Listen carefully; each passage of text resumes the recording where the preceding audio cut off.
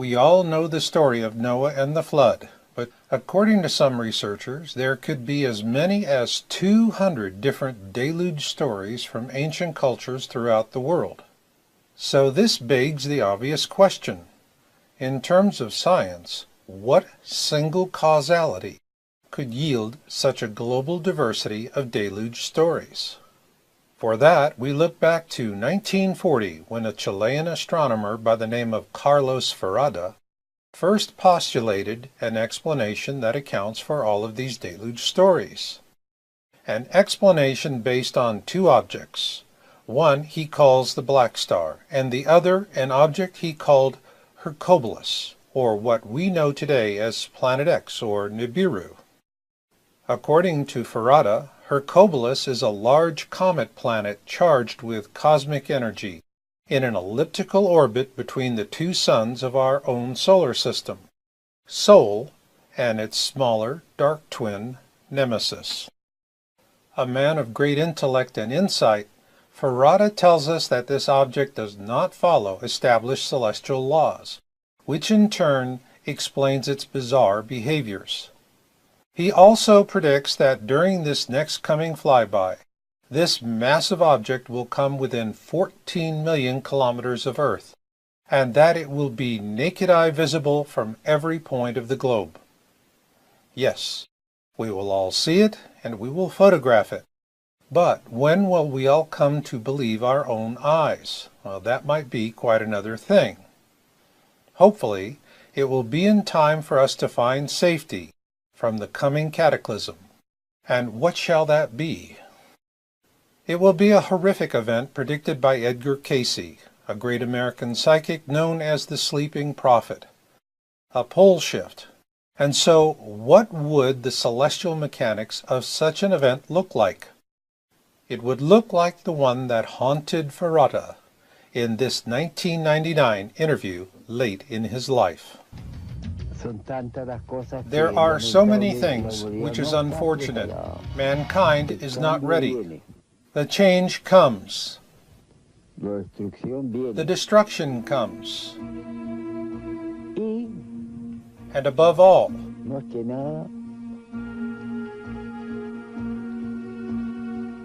will affect humanity in its existence, in its production, and in its own substance.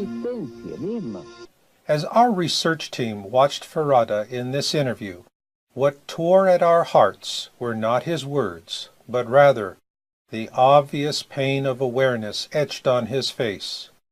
We know that pain all too well, for it is an echo of our own, and the knowing of a horrific cataclysm to come, and that which causes it.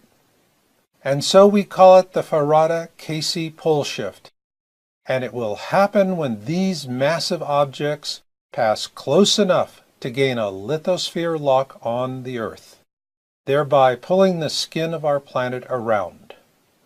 This will cause the pole shift predicted by Edgar Cayce over 90 years ago.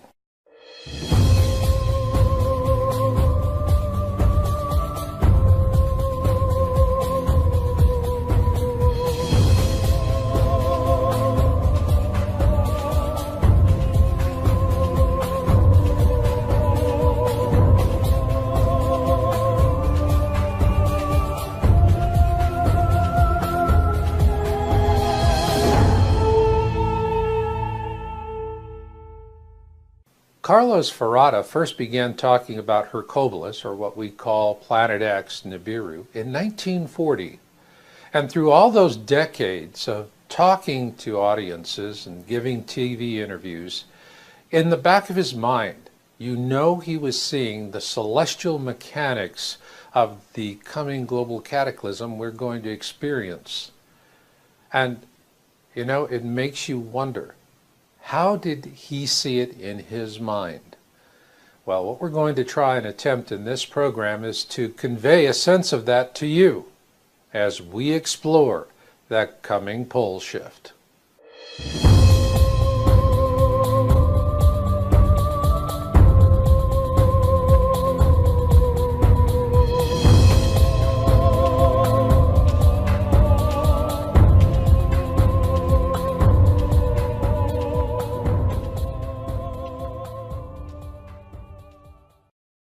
In this program, we're going to take you into the future to show you a cataclysm that means, well, frankly, the end of life as we know it. But it will not be the end of us. Rather, humanity has a long journey ahead of it, and this is just going to be one waypoint along the path. But as with all journeys, they do have a beginning, and that beginning for us is that first dawn of awareness about what is to come. And for that, we go to the past. In the first program in the Planet X 101 series, Who, What, When, Where, Why, and How, we explained how the search for Planet X first began in 1781. However, the chronological starting point for our journey today is much closer to our own time. In 1940, a Chilean astronomer by the name of Carlos Muñoz Ferrada first began talking about an object he called Hercules, or what we know today as Planet X, or NIBIRU. But he also talked about not one, but two objects. Hercules is the same planet Zecharia Sitchin, author of The 12th Planet, describes as NIBIRU, according to his translations of the ancient Sumerian texts. And according to Sitchin, it is 4 times the size of Earth. But of even greater concern to us is the black sun, as Ferrada calls it. A binary twin to our own sun that is 56 times the size of Earth.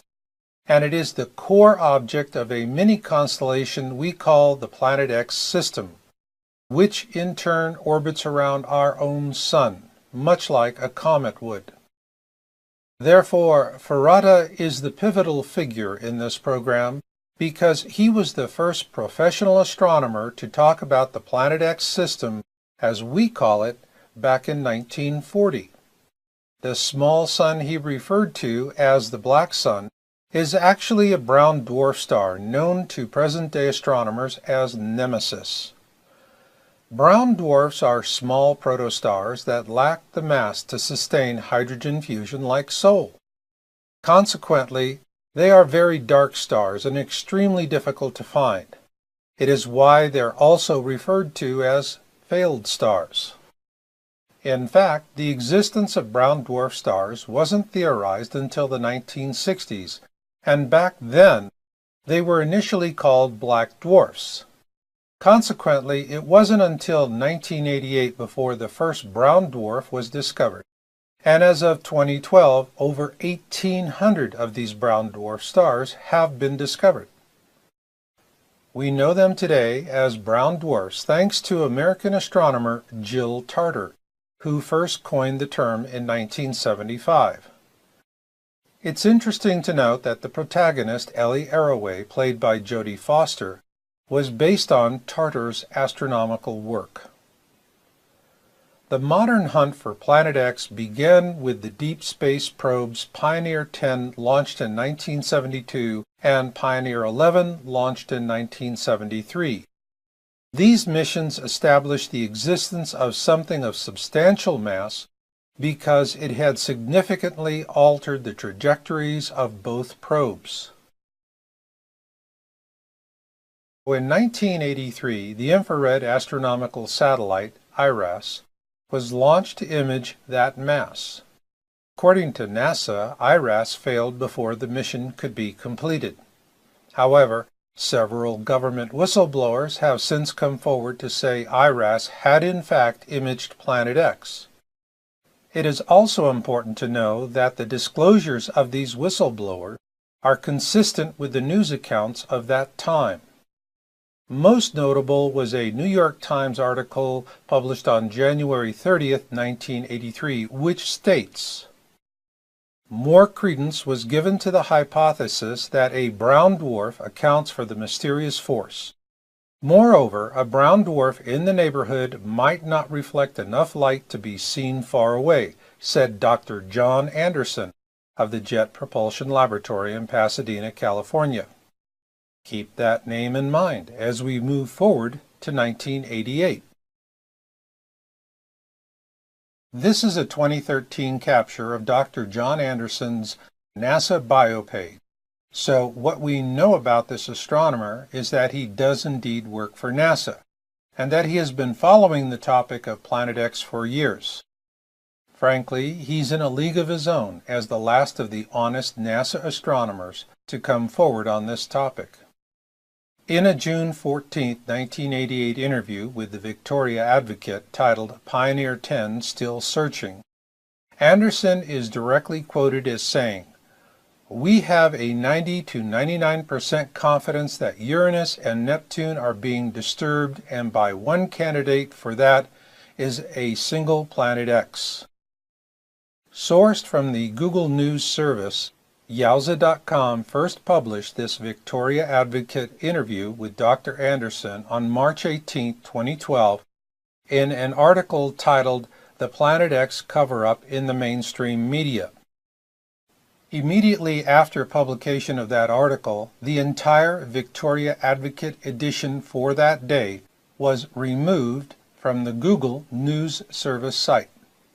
No doubt, our tax dollars at work once again. Redactions aside, 1988 was still a bellwether year for Planet X research, thanks to the efforts of Dr. Robert S. Harrington, chief astronomer for the United States Naval Observatory, because in October of that year he published a paper titled "The Location of Planet X." And here you see Dr. Harrington being interviewed by Zecharia Sitchin, author of The 12th Planet, for a network documentary. In that interview, Dr. Harrington showed Sitchin an orbital diagram for Planet X. Interestingly enough, in this illustration created by Dr. Harrington, we see the description, "Orbit of NIBIRU." The very same planet that Sitchin maintains exists according to his translation of the ancient Sumerian texts. It is likewise noteworthy that Harrington commissioned the construction of a special telescope for a Planet X sky survey, which was conducted in 1991 at the Black Birch Observatory in New Zealand. Those observations were based on Harrington's calculations, and the films were delivered directly to NASA and never seen again. And in a manner of speaking, neither was Harrington. As reported in our Yowza.com article, Planet X and the Mysterious Death of Dr. Robert Harrington, this courageous astronomer died on January 23, 1993, from a rapid onset of esophageal cancer. Many believed he was assassinated, as do we. Today, NASA has replaced the Planet X research of men like Anderson and Harrington with a Planet X debunker by the name of David Morrison, a man who maintains that Planet X does not exist and who never misses an opportunity to humiliate anyone with an interest in the topic. So, in response to David Morrison, I offer my first Planet X article published in January 2002 as way of introducing a pithy insight from the man who helped me to write that article. He was Dr. Brian Geoffrey Marsden, and at that time he was a senior astronomer at the Smithsonian Astrophysical Observatory. Regrettably, he passed away in 2010, and to honor his memory, I believe something he once told me is the best way to respond to David Morrison. The failure to observe an object only means that you have failed to observe the object. It should be noted that following the mysterious death of astronomer Robert Harrington in 1993, the Planet X topic went dark in the mainstream media because it had become a death topic. And with that, we now take a big step forward to the year 2006. On April 26, 2006, Yowza.com was the first to break the story on the South Pole Telescope in terms of Planet X. The SPT, as it is commonly referred to as, is a 10-meter diameter telescope located at the Amundsen Scott South Pole Station in Antarctica. Simply put, It is the ideal infrared telescope for observing anything rising up from the southern skies, like the Planet X system and its brown dwarf. The official reasons given for constructing this telescope in the most inhospitable region of the world sound noble, but in fact do not justify the expense. The Amundsen-Scott South Pole Station is only accessible by way of specially modified C-130 aircraft. Consequently, flying in the telescope and its support building was a Herculean effort. This is why the same exact science could have been done for a fraction of the cost elsewhere in the southern hemisphere. So, why not save the money with a better location? Well, as we pointed out in our article, this was the ideal place to observe the southern approach of the Planet X system at that time. Then came the news we hoped for in 2008. A whistleblower posted Planet X images taken with the SPT on YouTube under the name NIBIRU Shock 2012. Here you see the images he posted in his video that were captured by the SPT in January 2008. What is clearly obvious here is that we are looking at a mini constellation and not a single object. So let's take an enhanced look at these images. What we see is the strong infrared signature of a brown dwarf star, and between 5 to 7 planets in orbit around it, depending on how you define a planet. In this close-up provided by NIBIRU Shock 2012, he also points out that the brown dwarf has a tail. This can be attributed to the fact that Nemesis, the brown dwarf seen here in the center of the image, is surrounded by a massive dust disk. Ergo, if we could actually see this brown dwarf in space, it would likely look something similar to this animation.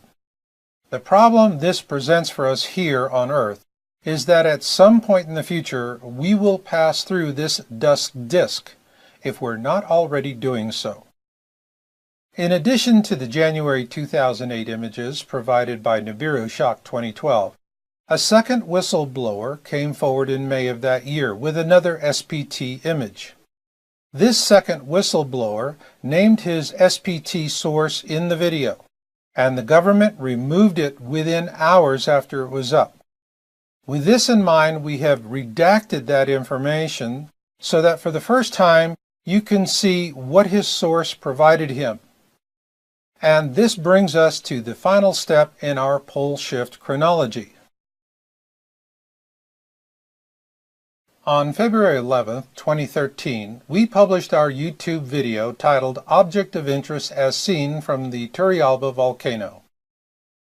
Using surveillance camera images captured from the Turrialba volcano, we began ongoing observations of an object I initially dubbed Blue Bonnet on January 7th of that year.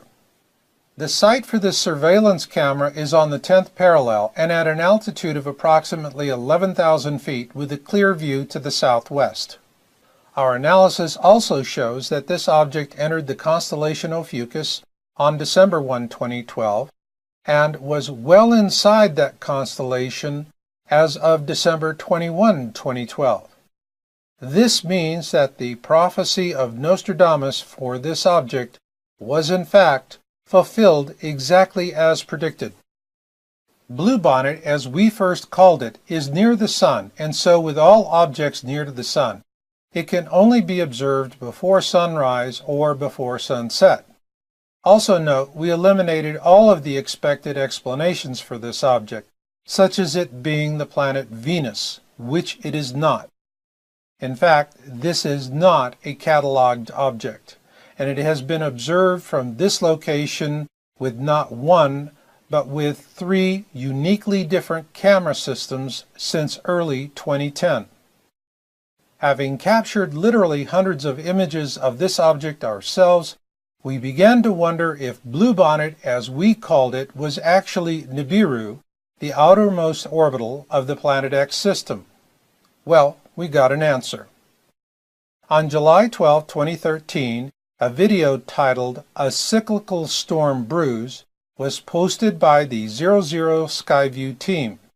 This highly capable group of amateur astronomers confirmed our suspicion that we had in fact been observing NIBIRU all this time. In their video, they state, "We have researched the object and here are our findings." Here you see our object, Bluebonnet, which we now know to be NIBIRU, and which has been observed since early 2010 from surveillance cameras at the Turrialba volcano in Costa Rica. Likewise, the 00 Skyview team also confirms that we first observed it in the constellation Ophiuchus. According to their findings, NIBIRU, or Bluebonnet if you will, is the outermost orbital of the Planet X system.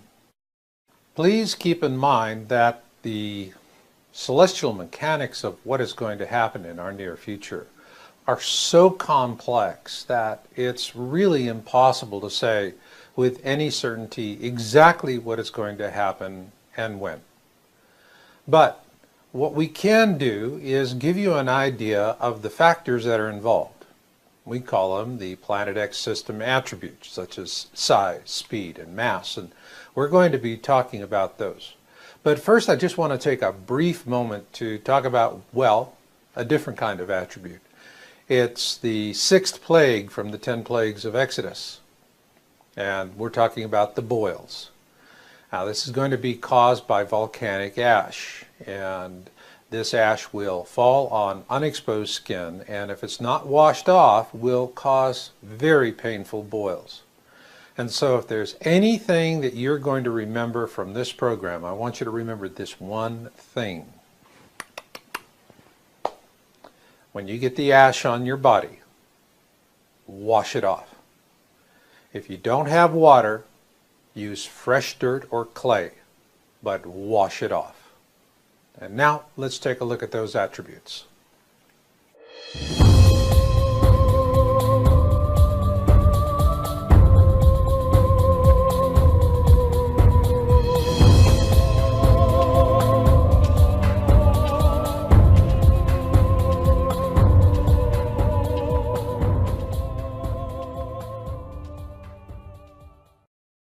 In the opening of this program, we had a feature piece on Carlos Ferrada, and when I watched that for the first time, it really tore me up, because as a Planet X researcher, I could see in my mind what he was seeing and in his mind, and it's hard. It presses down on the soul. Yet, there's just no way to know exactly what's going to happen, so the best thing you can do is to at least understand the celestial mechanics of it at a basic level. And that's what we're going to tackle next with Planet X system attributes. Before computers, we'd have to spend all day at the library hoping to get at least part of an answer to a burning question. But today, all it takes is a few keystrokes, and the next thing we know, the question is delivered to an electronic ether, and from there, back pops an answer. But once we have precise questions about when a certain thing will happen with regard to the Planet X system, what we get back is a rat's nest of orbital irregularities that cannot be reconciled. Why is this? In 1962, a Japanese astronomer by the name of Yoshide Kozai explained why it is so difficult to get a precise answer to a simple question. It is called the Kozai mechanism, and it describes the complexities of how the orbits of objects affect each other in space. It also tells us that the more objects you have, the more complex the solution becomes. And in the case of a Planet X system flyby, there is simply not enough computing power on the surface of the Earth to give a precise answer to a simple question. But beneath the surface of the Earth, such power may exist. It was recently announced that IBM has developed what are called fluidic computers, and they mimic the brain's design with liquid-based transistors suspended in an ionic liquid that acts much like the neurons in our brains. While we're only hearing about the civilian applications today, for the last decade, our government has been using several of these fluidic computers in underground facilities, and their computing power is simply awesome. To understand the power of just one fluidic computer, let's begin with a supercomputer such as those used by governments and universities today. Keeping this supercomputer in mind, imagine that you could multiply its numbers by 100 times to create a computing cloud of 100 supercomputers, all working together to process the same data. Then multiply that cloud of 100 supercomputers 100 times, and what you'll have is the computational power of just one fluidic computer. Is that enough computing power to unsnarl a rat's nest of quasi-mechanism orbital solutions? Only our government has the answer to that question, and as we know, they do not share well with others. Nonetheless, we humans have amazing computational skills because we have the ability to tap into cosmic consciousness, a powerful source that dwarfs anything possible, even with fluidic computers. Two such men who have tapped into the power of this cosmic consciousness are astronomer Carlos Ferrada and Edgar Cayce, the sleeping prophet. Like Edgar Cayce, Ferrada had a special gift. He could enter into trance when he was researching, and while in this state, he could write and draw the cosmic knowledge he received. It is how he developed his theory of geodynamics, which is based on the attractions of heavenly bodies, large explosions in the sun, and the cycles of geophysical disturbances. It is also why, when I see Ferrada's deep sadness, that it cuts me like a knife, because I know he has seen with cosmic clarity the coming flyby of Hercules and the Black Star, and it is not a wondrous thing to behold. Rather, it is horrifying. And with that, let's begin a simple overview of what we call the Planet X system attributes, beginning with speed. According to Zecharia Sitchin, the word NIBIRU means the planet of crossing, and according to Ferrada, its speed when it's at its closest distance to Nemesis is 92 kilometers a second. Ferrada also tells us that when it is at its closest distance to our Sun, it is traveling at a speed of 76 kilometers a second. But what is really interesting is that while it is on the long legs of its journey, so to speak, NIBIRU is traveling at a whopping speed of 300 kilometers a second. In terms of complexity, this makes the Planet X system a quasi-mechanism poster child on steroids. No wonder our government is spending vast sums of money on underground fluidic computers. Meanwhile, what will those of us on the surface see as NIBIRU moves along its orbital path? Well, that depends if it's coming or going in its orbit relative to us. Astronomers use the term blue shift to describe what we're seeing when an object is coming towards us. With blue shift, the light waves are compressed, and so the object appears bluish to us. Conversely, when an object is going away from you, it appears reddish because the light waves become elongated. Ergo, when it's coming at us, it's blue, and when it's going away, it's red. In this January 23, 2014 image of NIBIRU, captured with the third camera system installed at the Turrialba volcano in Costa Rica, one cannot help but wonder if we are seeing NIBIRU turning back in its orbit around Nemesis. No doubt we will see more cycles of blue shift and red shift before this flyby of the Planet X system through the core of our own inner system is over, which also explains the ancient Hopi prophecy called the Blue Kachina prophecy. The Blue Kachina prophecy tells us that we will see a blue object in the sky which will be a harbinger of trouble. Following that, we will see a red Kachina, and it will cause a great suffering for us. The Hopi assure us that this happened before and that it will happen again. This now brings us to the attribute of size. We live on Earth, and so it is natural that we humans have an Earth-centric view of the cosmos. Consequently, when it comes to long distances in space, the core measurement is called an astronomical unit, which is roughly the distance from the Earth to the Sun. For this reason, we'll likewise use an Earth-centric model to define the sizes of NIBIRU and Nemesis. According to Zechariah Sitchin's translations of the ancient Sumerian texts, NIBIRU is the size of 4 Earths.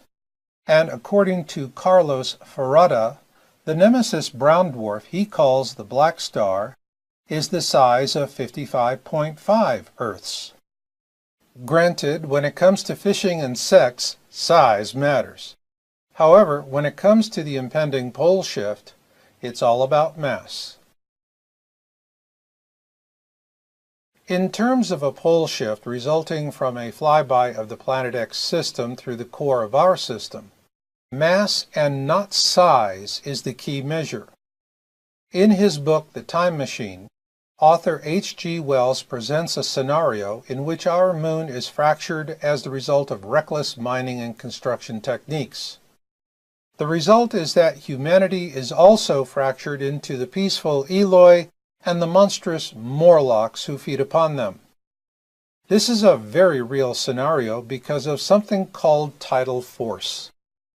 To put this in context, imagine that the moon was to suddenly disappear, in which case the entire surface of the Earth would collapse approximately 18 inches.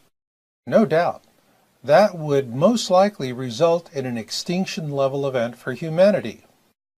So in terms of a pole shift event, where the gravitational force of NIBIRU and Nemesis gain a lithosphere lock on our planet, these forces will pull the skin of our planet around.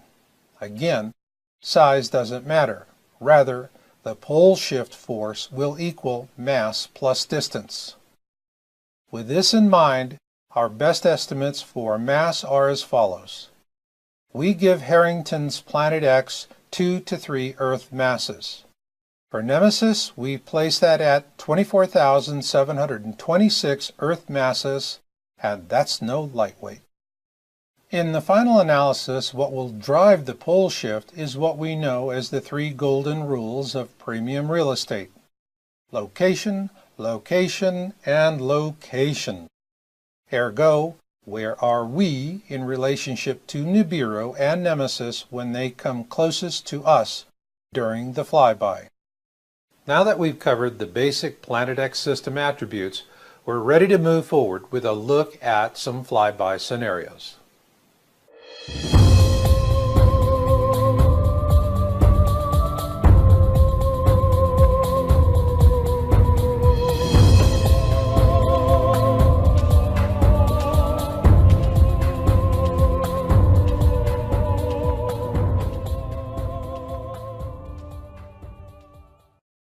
Next up, we're going to present 3 different Planet X system flyby scenarios. Please note, these are not predictions. Also note that what does apply here are the 3 golden rules of premium real estate. Location, location, location. Where are we in relation to it as it is coming around the sun? Now, to help put that in context, we're going to first explore a concept called catastrophism. In my book, Crossing the Cusp, Surviving the Edgar Cayce Pole Shift, I present an explanation of how life evolved on this planet. It's called catastrophism, and it predates what we currently teach, which is Darwinism. Like creationism, catastrophism tells us that the cycle of evolution goes through long periods of quiescence, punctuated by brief moments of extreme violence which reorder life on the planet. Catastrophism, like Darwinism, is based on data, whereas creationism is based on belief. Therefore, there are no arbitrary time frames. This is because Darwinism and catastrophism are based on a deep-time understanding of the evolution of life on our planet. And what we are about to encounter will be one of those brief moments of extreme violence that reorders life on our planet. But in our first scenario, we're just not going to reorder life on a planet, we're going to destroy it. Phaeton is a hypothetical planet. What happened to Phaeton was a catastrophic event that tore the planet apart, sending its fragments flying out into space. These fragments then became the asteroid belt that now exists between the orbits of Mars and Jupiter. So, our first Planet X system flyby scenario will be a Phaeton event. Here we see Earth on the opposite side of the Sun, but poor Phaeton is a bone to be chewed as NIBIRU and Nemesis close in on it. This, we postulate, was the destructive force that tore poor Phaeton apart. Visitors who take the Universal Studios tour of the Red Sea scene from the movie, The Ten Commandments, are given a great insight to a real feat of cinema magic. However, when we remove the magic and the allegory from the story and reorder the plagues in scientific order, the first plague of Exodus becomes number 7, thunder and hail. What the reordered story of Exodus tells us is that meteorite showers falling on us from the dust disk surrounding Nemesis is the first plague. This plague will repeat itself as Earth is pelted by this dust disk. We'll see meteorite showers the likes of which we could not imagine. The damage of these meteorites will be substantial and long-lasting because they'll contain something called schrebersite, a deadly combination of iron, nickel, and phosphorus only found in meteoric iron. The iron in the schrebersite is what caused the first plague in the biblical account, namely the turning of the waters to blood. To understand why, simply visit a local brickyard. They'll tell you that in order to make those wonderful red bricks we use to decorate our homes with, they add iron to the mix. This is why the iron in the schrebersite will once again turn our waters to the color of blood, and it will result in a dramatic reduction in potable drinking water for all of us. Meanwhile, the phosphorus in the schrebersite plus warmer surface temperatures, such as those we're already seeing these days, will trigger huge blooms of blue-green algae. These algae blooms will generate vast amounts of microcystin, which is highly toxic and can kill plants, animals, and humans. And here in our illustration of the Exodus scenario, we find Earth on the opposite side of the Sun, just as it was during the Phaeton event scenario, with one notable exception. This time, there is no Phaeton. So, what we've seen with these first two scenarios is that Earth was fortunate enough to be on the other side of the Sun during this final stage of the Planet X system flyby. So, what happens if we're not so lucky the next time? In a 2008 Project Camelot interview, government whistleblower Bob Dean announced that our worst fears would be realized during this coming flyby. That Earth would be on the wrong side of the Sun as the Planet X system began its downward track back into the furthest reaches of our solar system. No doubt astronomer Carlos Ferrada saw this as well when he predicted that during this coming flyby, Nibiru will come within 14 million kilometers of the Earth. Consequently, the pole shift, as envisioned by Carlos Ferrada and predicted by Edgar Cayce, will happen for the very reason given by whistleblower Bob Dean, that Earth is just simply going to be at the wrong place and at the wrong time, and so it will be a real tribulation for humankind. First will come increased seismicity, which is already happening, followed by increased volcanism, which also is already happening.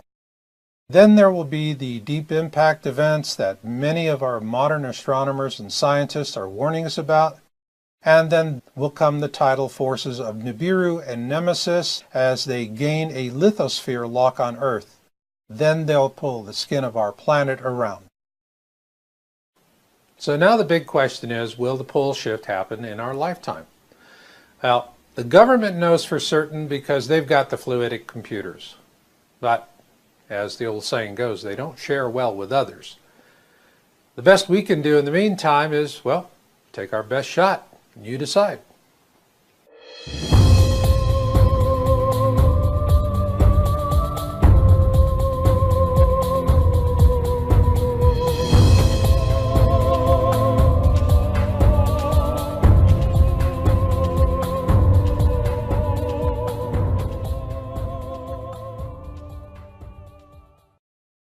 Novelist Ray Bradbury put it most eloquently when he said, "Something wicked this way comes."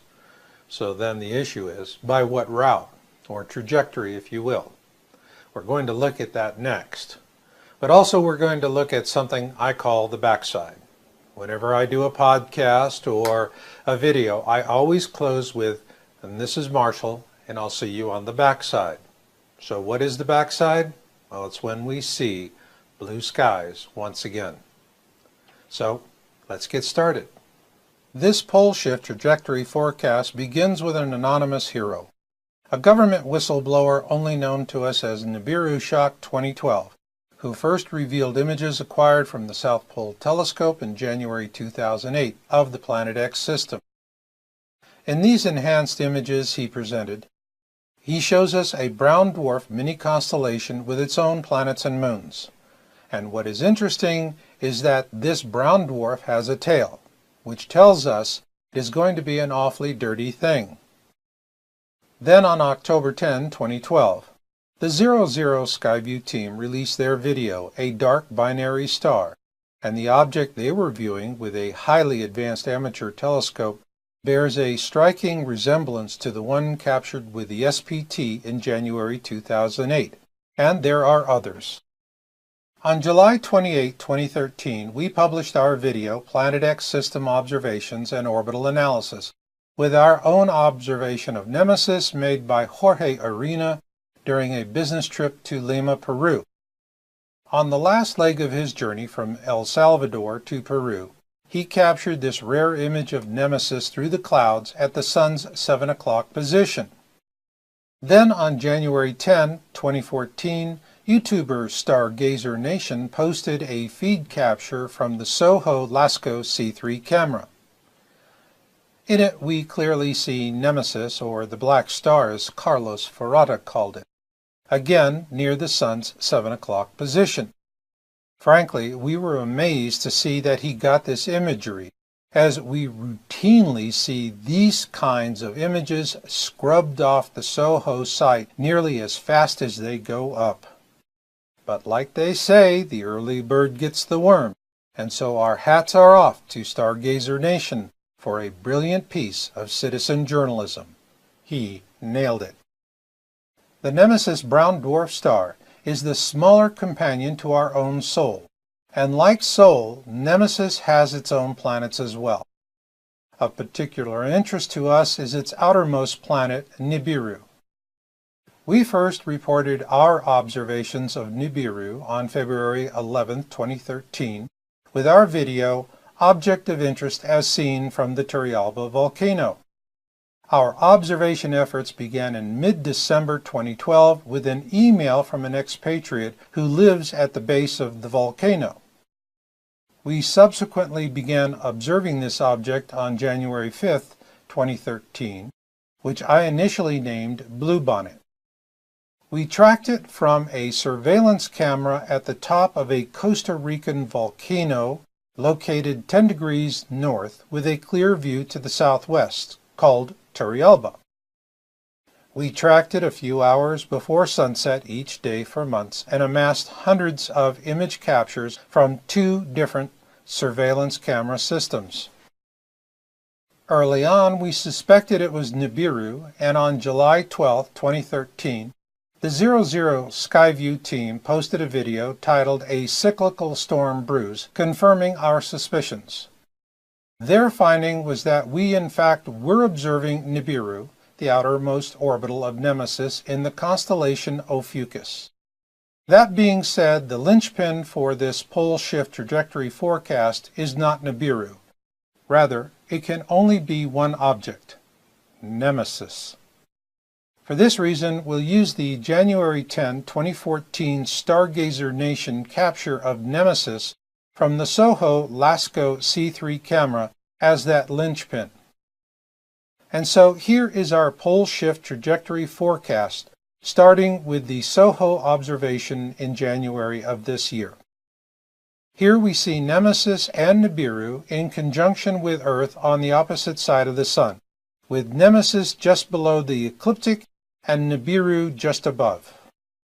Keep in mind, Earth is already seeing evidence of increased solar radiance, resulting in a corresponding increase in seismicity and volcanism. Also keep in mind a 2008 Project Camelot interview with government whistleblower Bob Dean about the coming of NIBIRU. In that interview, Dean was quite explicit in his statement that the flyby would occur while Earth and NIBIRU are on the same side of the Sun. And so our pole shift alignment forecast is for some time after 2016. We are also very certain that sometime in 2016, both NIBIRU and Nemesis will be naked eye visible from everywhere on Earth. This will likely be about the time Nemesis reaches its point of perihelion with Sol, in other words, its closest distance to our Sun. The pole shift event will occur when Nemesis crosses the ecliptic on its outward leg to the furthest reaches of our solar system. At this point, both Nemesis and NIBIRU will be in opposition to Earth, and that is when their combined tidal forces will gain a purchase on the lithosphere of our planet, thereby causing a pole shift in which every major body of water will come out of its basin. During this time, we will see both Nemesis and NIBIRU, and our planet will also be pelted by the Nemesis dust disk.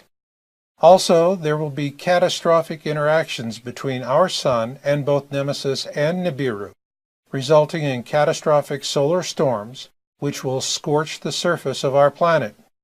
This will be a time when we need to take refuge below ground. Likewise, there will be terrible impact events all throughout this flyby, and these will leave lasting scars on the land and turn our summers into long winters.